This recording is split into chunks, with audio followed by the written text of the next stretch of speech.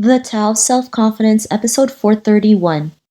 Welcome to the Tao of Self-Confidence, where I share stories of amazing women who have discovered their inner journey to self-confidence. Visit our website at thetaoofselfconfidence.com. Your inner journey to self-confidence awaits.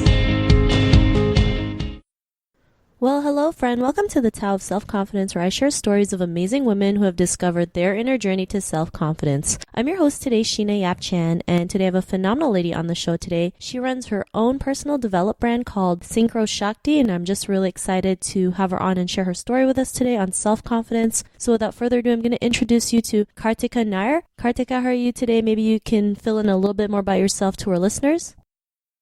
Hi Sheena, thank you so much for having me on here. It's a pleasure, and like you introduced me really well, my name is Kartika Nair. I'm 25 years old and I run my own personal development brand called Synchroshakti, which is geared towards helping people around the world empower themselves through mental, emotional, physical and spiritual tools and techniques to become as brightest and as best as they can in this world. And I do that through YouTube videos and through reggae music and high conscious music, as well as coaching and training. Awesome. Well, thanks for sharing that. And Kartika, what's your cultural background? I'm Indian, 100% Indian. I live in India. Awesome. Well, thanks for sharing that. And what would be your favorite self-confidence quote? Like I shared this one before, it's the most commonly used one, but it's the one that has resonated the most for me in my life, which is be yourself. So where I come from, in India, we have very, very strict rules for women, and they're cultural rules. It's not like a political thing, but culturally, women have to be very subdued, and we're always geared to be a product of a man in some way. To this day, it's not like feminism has made much of a difference. Even today, when a woman is born and a girl is born, we are brought up to either be a good daughter or a good wife or a good mother, but never really never really know yourself as a person or who you are. So when we speak about being yourself, it's one of those things that in India we're never taught to even know ourselves or think about ourselves or even have a perception that we exist as people outside of a man. So at some level, my journey being in South India, which is very, very strict with rules and regulations of what a woman can do or cannot do, when I started getting more comfortable with who I was a very strange person. I wasn't, the perfect daughter or the perfect sister or the perfect anybody. It was quite a struggle to go from trying to be like what they wanted me to be versus being who I was inspired to be. And that journey of kind of finally giving up the struggle and just continuing being myself in South India was what paid off. And so that is why be yourself is my favorite quote. Thanks for sharing that. I think it's something most women go through, right? Trying to be that good daughter or wife or sister, whatever it is. And it really kind of hurts us because then we can't be our true self. We feel like we have to be somebody else and we don't get to live the life that we want, especially in Asian countries, right? It's very prevalent in those regions. So I really like that you mentioned that. And in your own words, how do you define self-confidence? I think self-confidence, especially for women, is one of those things that cannot be defined as much, but it's something that when you realize that you exist in and out of yourself and that there are certain desires and certain thoughts and certain feelings that are unique to you and you can honor that as something that is golden, that I think is self-confidence. It's not so much as what every other woman is doing or what other successful women are doing, but it's also mostly about the fact that you know that you're unique and there's never been someone like you in the past in all of history, and there never will be someone like you in the future. There is only you that is so unique, and you have been given the gifts to be of service to mankind. And when you can hold that as your golden egg, I think that's self-confidence. Thanks for sharing that great definition. And what was your life like before your discovery of self-confidence?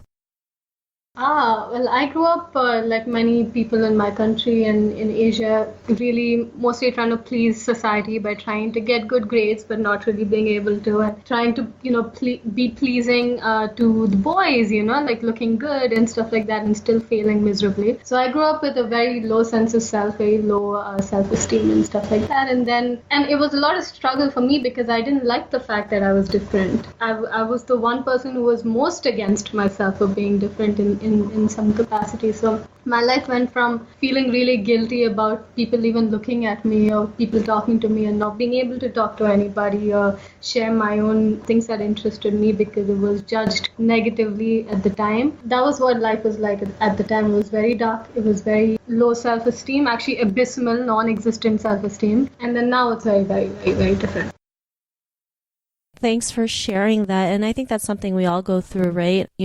Feeling like being different is something that's not good, but really, being different is actually something that's great because it's what makes us different that we can go out there and do something, that's different, right? Solve, problems in a different way or make the world a better place in a different way. And, what was that moment in your life when you realized you were more than enough to go out there and be the person that you are today? What was that aha moment?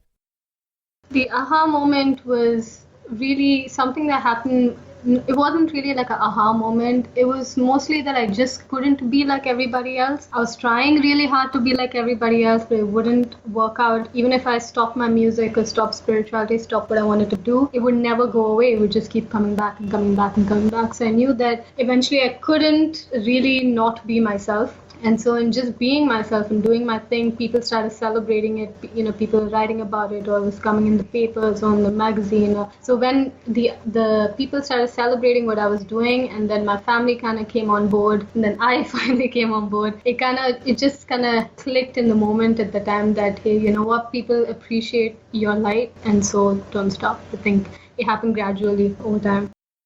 Thanks for sharing that. And, sometimes when we try to force things that isn't meant for us, like it's just a sign like it's not working, like forcing ourselves to be like everybody else, but we know deep inside it's like not a part of us. And it's just like a sign saying, you know what, you have to, do something that's for you, right? Be your true self, go out there and just be yourself and people will love you along the way. And because of that realization, what's your life been like now? So now I have no fear about speaking about something on YouTube, or because at the time talking about spirituality back in 2011 as a South Indian youth was not even a thing. In India, the people who have wisdom should be older, and the young ones don't know anything, or we're not supposed to know anything. So when I started talking about spirituality at the age of 19, 18, it was not appreciated in my society. So now I'm very unapologetic. I love doing my YouTube. I play reggae music. I just got back from a 7-country tour in Europe, and that is again another thing that we were not encouraged to do as girls, is to travel and do music and meet different producers and event organizers and do things on your own, which was kind of looked up as a sin at some point. And now people are backing me up 100%, which was not the case at the time. So it's really changed the way in which I express my spirit's inspiration to do things in this world. Awesome. Well, thanks for sharing that. And to the woman who's listening to your episode, she may be in her own journey of self-confidence. What would be that one tip you would give to her? I would say just become your own friend and treat yourself the best that you can, and see what is it that your spirit feels inspired to express in your life. Whether other people are supporting it or not is quite secondary, because you've been given a life and you've been given this small little window to express it. What is that one thing that you really want to express? Whether you're scared or not scared, I would really advise you to just get up, as long as it's not hurting somebody or not killing somebody. Just as long as it's something that's pulling your spirit up, just do it. Thanks for sharing those amazing tips. I think, the greatest thing is the one that you mentioned, being your own friend, right? I think sometimes we forget to do that. We're so great at like shaming ourselves or putting ourselves down. We have to learn how to be nice to ourselves and love ourselves so we can go out there and do the things that we want. So thanks for sharing those tips. And if our listeners wanted to get to know a little bit more about you and what you do, is there any links or social media profiles we can connect with? Yes, there are a lot of them. You can go on YouTube and type Synchroshakti, and you will get my main YouTube channel where I have hundreds of personal development and spirituality related videos. And they can also connect to me on Facebook, again under Synchroshakti, and on Instagram, again under Synchroshakti.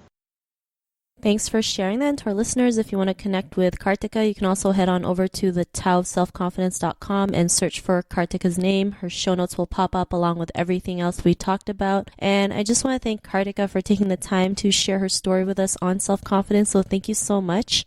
Thank you for having me. Not a problem. It was an honor having you on the show. And to our listeners, be on the lookout for another new episode of another amazing woman's journey to self-confidence. And we'll talk to you soon. Bye for now.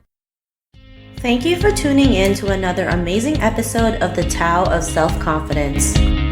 Get your free self-talk tape for building self-confidence by visiting our website at thetaoofselfconfidence.com. Your inner journey to self-confidence awaits.